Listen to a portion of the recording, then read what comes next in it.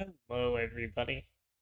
Today I am going to be talking a little bit about something that happened in my final round at the RIW cPDH tournament that happened. So, at this tournament, of course, I brought Gretchen. So, there was one decision during this game that, in hindsight, really was a deciding factor in who ended up winning this game. So, the turn order and some context for what we're going to talk about. In the first seat was somebody else also playing Gretchen, a slight variation of my version. Next up, we had a Sprite Dragon, which was an 8-8 at the time, or maybe a little bit larger. And it also had an Alexi's Cloak attached to it, which meant that it had Shroud. No one could target it with anything. And then in seat 3 was me on Gretchen. And in seat 4 was an Abomination of Llanowar, which was also about an 8-8.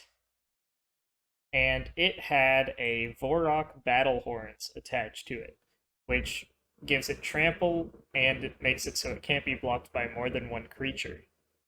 Now, this is relevant because Abomination of Llanowar has Menace. And since it has Menace, if it can't be blocked by more than one creature, then it now has Unblockable.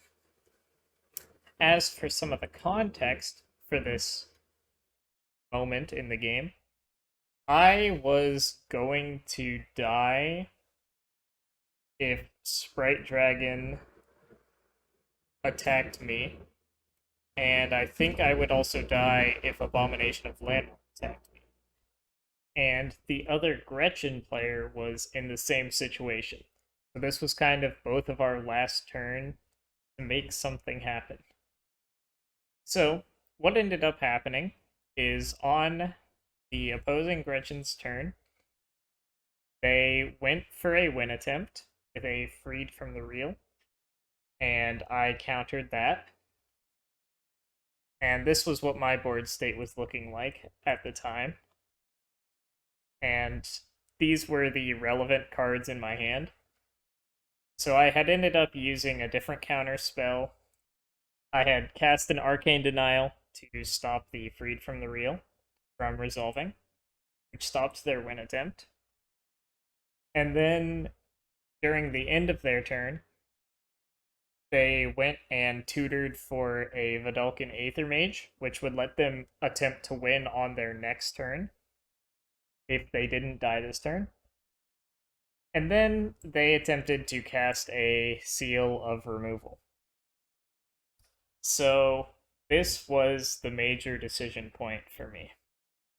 We know for a fact that Gretchen is able to attempt a win on their next turn.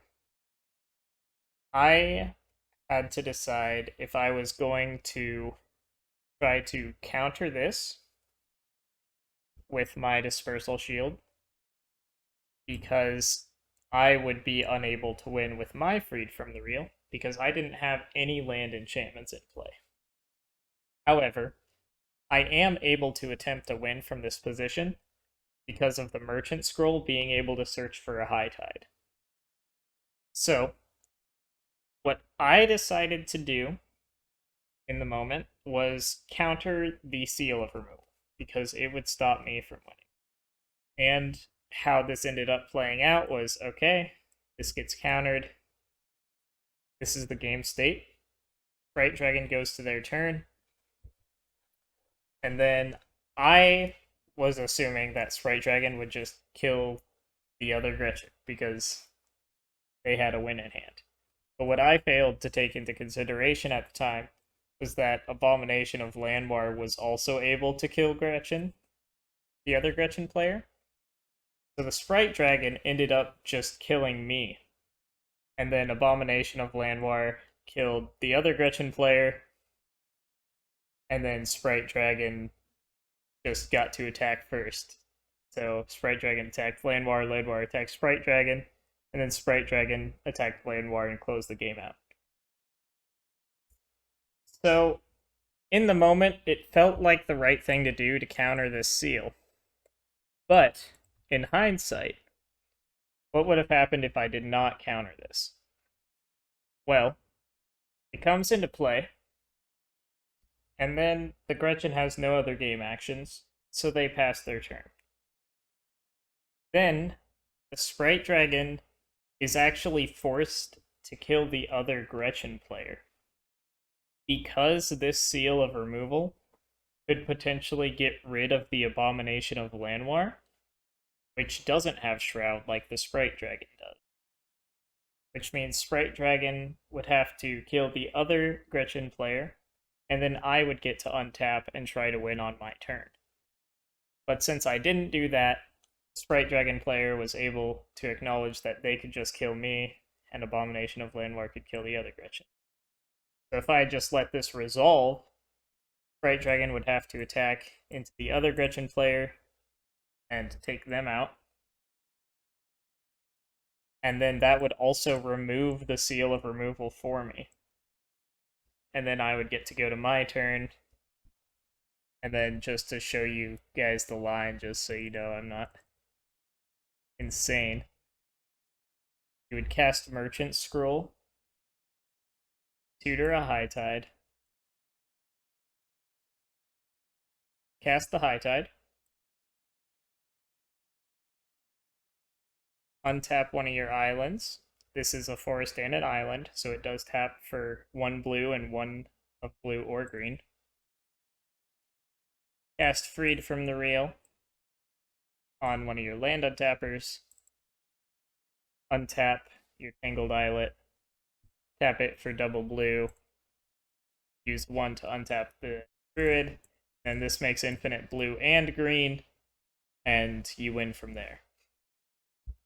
So I just wanted to make this video to talk about my experience at the tournament a little bit, but more so to point out that in some of these spots, you really need to think about why you're interacting, because sometimes you see something and think that's going to stop me from winning, when in reality, it can force other people to deal with that player for you.